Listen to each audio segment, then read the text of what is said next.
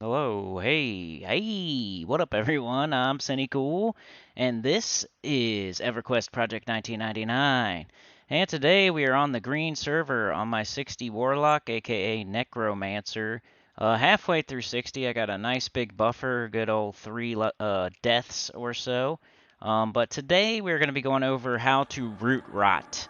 Now, we did fear kiting last time. We're going to do root rot today. The reason I'm doing these beginner type of guides, just in case somebody's looking for it, hey, how to fear kite, hey, how to root rot, or you can call it squat and dot. There's many different names for it. But I'm trying to make some money to get my liches, my level 60 liches, and my favorite spot to do that is Felwithe guards or Clethan guards or something over here. And I know I've shown these camps before, but I'm trying to give you different information at least. And even in those videos, I probably explained how to root rot and stuff. But wow, that's cool music. Huh.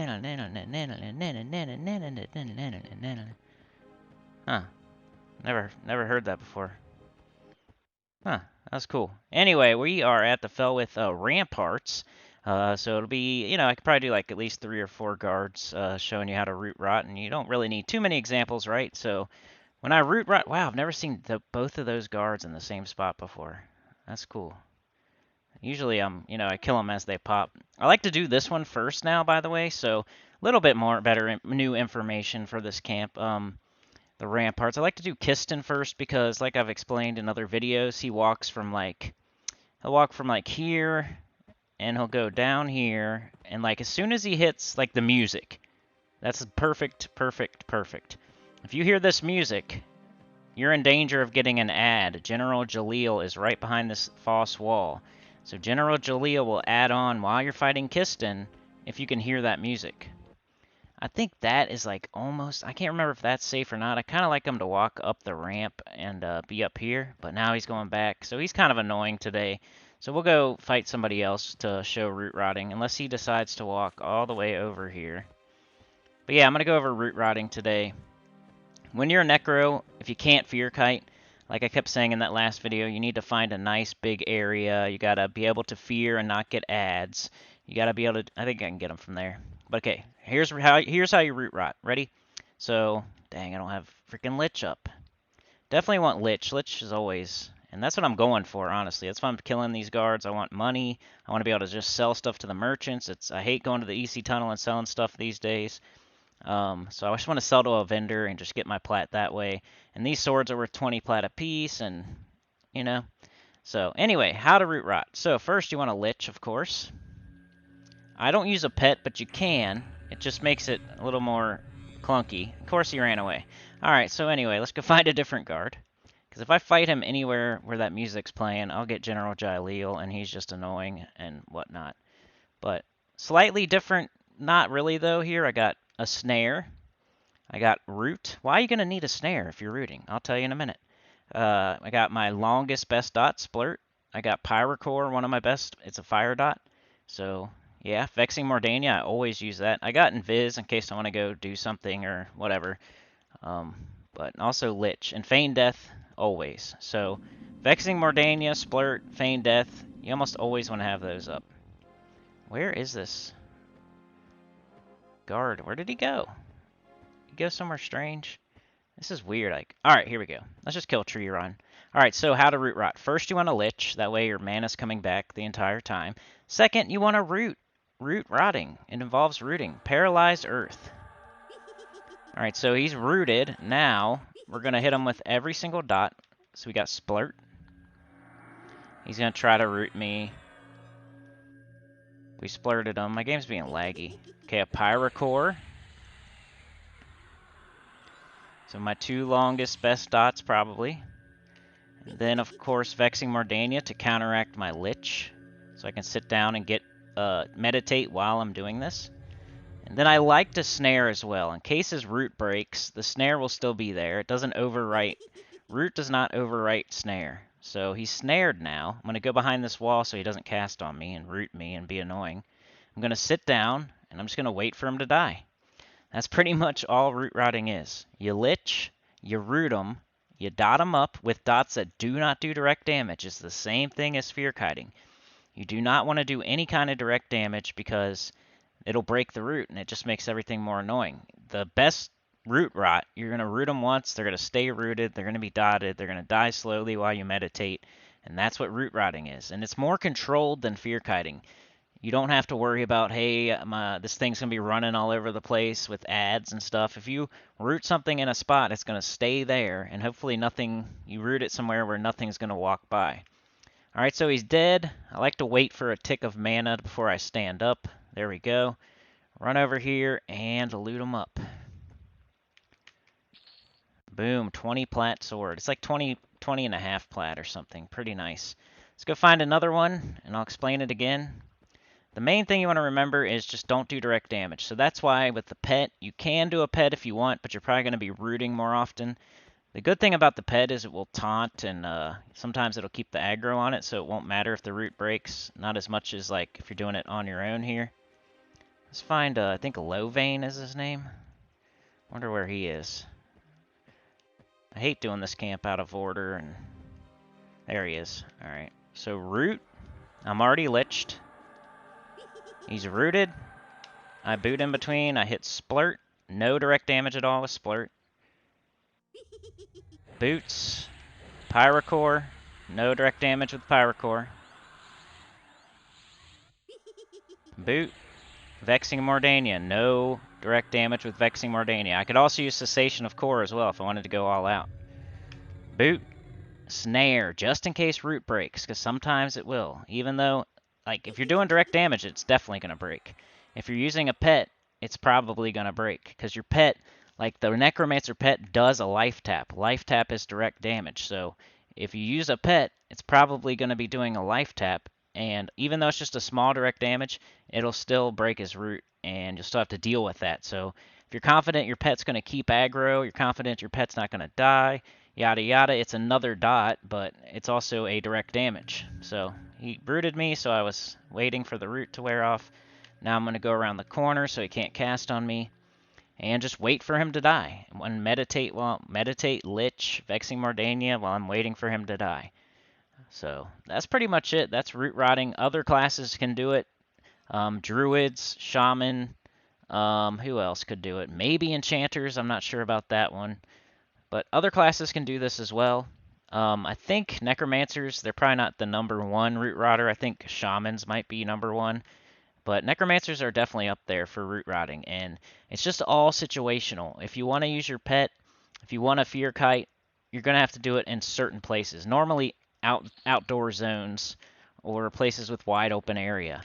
If you're going to root rot, you're going to do that in like dungeons or places like this where, you know, I could use my pet here. I could do some things with my pet here, but I like to hide in between when I'm AFK, and if you hide, your pet kills itself. And stuff like that. So here we go, one more time. We got Lieutenant. He's way up there, and I can still hit him, and he can't hit me. That's the coolest part. So once again, we're liched. We're going to root our best root, Paralyzing Earth. It's supposed to last for 3 minutes. So we'll root him. Splurt. Dots with no direct damage at all. Pyrocore, another dot with no direct damage at all. Boot up. Vexing Mordania. Counteract that lich. And do some damage. Alrighty, Paralyzing Earth wear off before I could do my snare. That's always fun. So now here he comes. This is going to be great. So I'm going to start rooting. And he punched me in the face. You guys might watch me die here. Alright, I got him. Alright, cool. So that was right before I was doing my snare. So that's why I do my snare. In case it wears off like that, we want to make sure he's snared, so it takes him longer to get to us so we can reroot, you know? So always make sure to snare. Even if you think, hey, my roots lasted every single time, the entire time, I haven't used snare once. Even if you think that, do it anyway. It's I'm using Dooming Darkness. This is like a level 40 freaking snare. It's not like super taxing on my mana. It barely uses any, but it makes them run slower. If root wears off, I have a chance to reroot them before they get to me. I just recommend it. Definitely snare while you're root rotting. But yeah, more controlled. I like root rotting almost more than fear kiting, just because I don't die as often when I'm root rotting. For some reason, when I'm fear kiting, I tend to die more. Um, it just there's more chance at stuff adding, and you're like more like it's more active kinda. You kind of have to keep an eye on everything. But when you're root rotting, I'm doing this from around. I can't even see the thing. I'm just meditating. As long as root doesn't break, I'm good. Unless you're in some area with pathing like mobs and you have to watch and make sure they don't come too near to your rooted mob. But you know, it's more controlled. You don't die as much when you're root rotting. But fear kiting is like slightly better as far as like it probably kills a little bit faster and uses a little bit less mana and can kill like higher level mobs. But root rotting is like safer and I don't know, it's just safer. And you can do it in dungeons and you can do it, you know, places where you don't want something running around all over the place. All right, let's go check on Kiston. If he is in being a jerk still, then we'll just end the video. But yeah, that's how you root rot. You can do it on Shaman. You can do it on probably a lot of different classes. I'm just not thinking straight. Definitely Shaman, definitely Druid, definitely Necro, probably Enchanter. Can't remember if they have a root or not. But any class that has a root and a dot, it's called root rotting. You root them and you rot them down with dots. Or dot and squat. You dot them up and you squat, you med.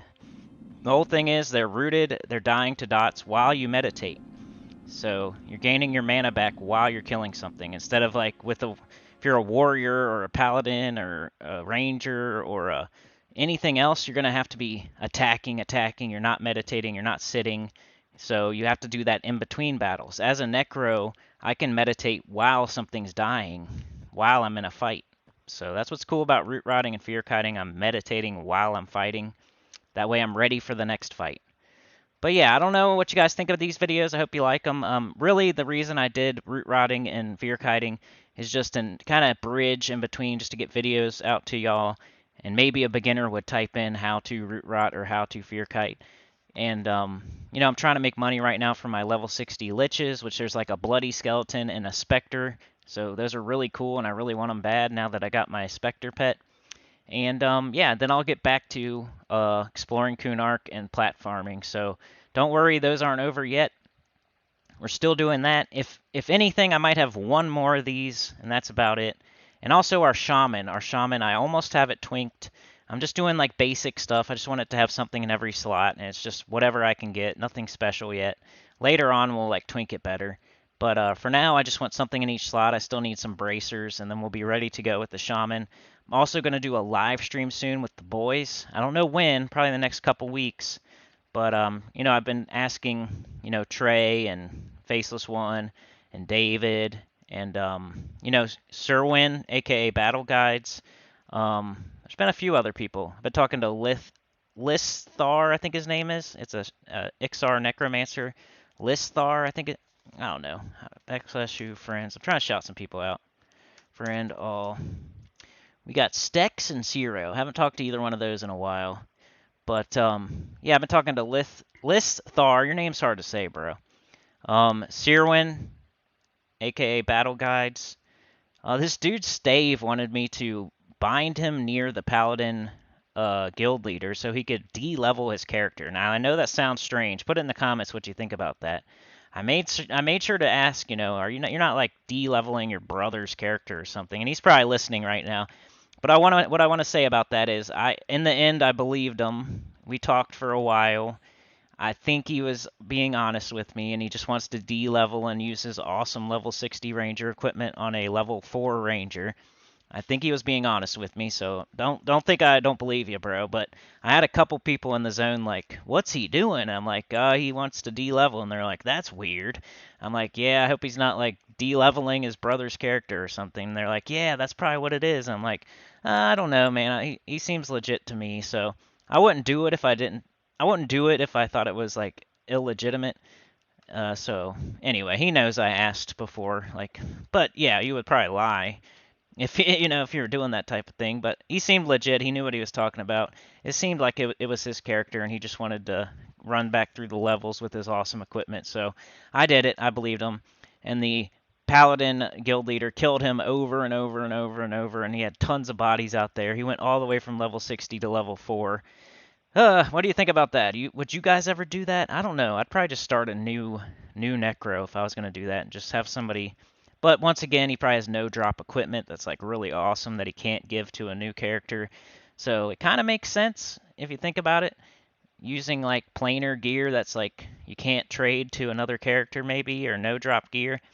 Going all the way back to level 4 to do it all again with all your awesome equipment and already having all your spells. I know you can't use them, but at least you already bought them, and you got awesome bags you can put stuff in, and you can go back to level 4 and go through those early dungeons with and be just the man. I don't know. But yeah, what's coming soon for EverQuest? A live stream with the boys. Probably just doing some lower level dungeon to help them out at first. We can do other stuff later.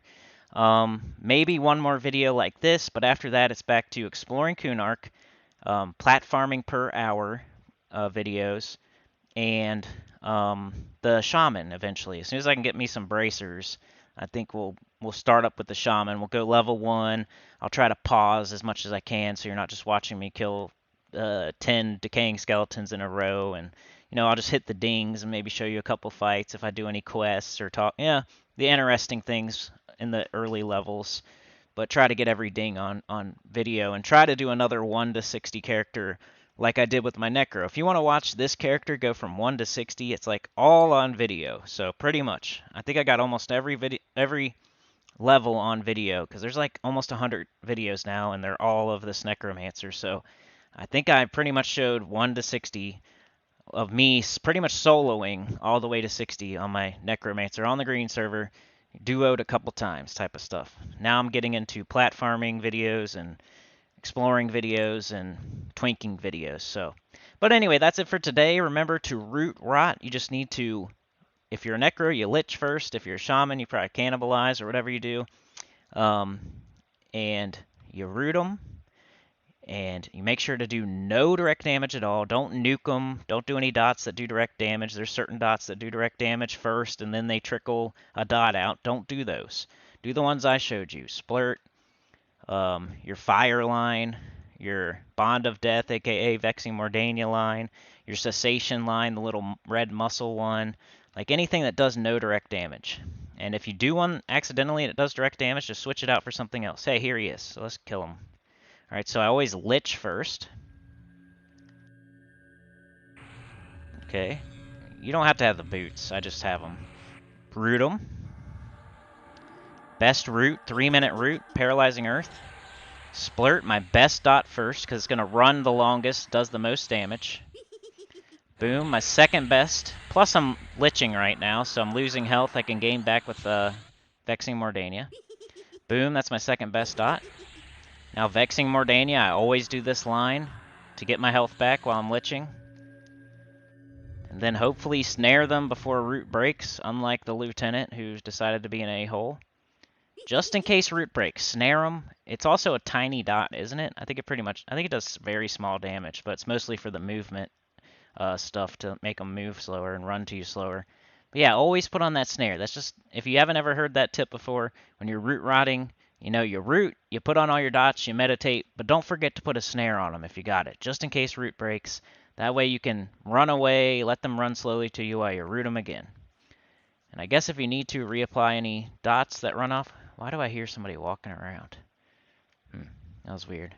But that's how you do it. That's what root rotting is, or squat and dot, or whatever it's called to you. That's how you do it. You just meditate while they die, and you're ready for the next one.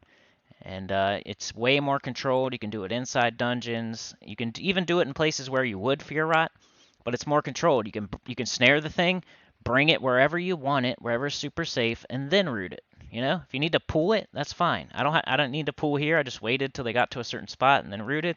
But if you want to, you could snare something, run it to a safe spot, and then root rot it. So, but anyway, that's it for today. Please like, share, subscribe, consider joining. It helps a lot. Tell your guild about the channel. Comment below. Enjoy the awesome jamming music. And yeah, I'll see y'all next time. I'll try to link a video here of something else maybe you'd want to click on. So if you see it right now, click on it and subscribe. I'd really appreciate that. I'm trying to get more EverQuest subscribers. Remember, you don't have to get bombarded by Gems of War videos. I think you can turn off notifications or something and just click on the playlist once a week. I try to do 2 videos a week at least. It's like every 3 Gems of War videos, then an EverQuest. That's what I'm trying to do. I might mess up here and there, but every 3 Gems of War, there's going to be an EverQuest. So you're never going to be too long without an EverQuest. 3 days max. So yeah, like, share, subscribe, consider joining. Helps a lot. Tell your good about the channel. Comment below. See y'all next time. Click a video. Hit subscribe. Thank you so much. Peace out.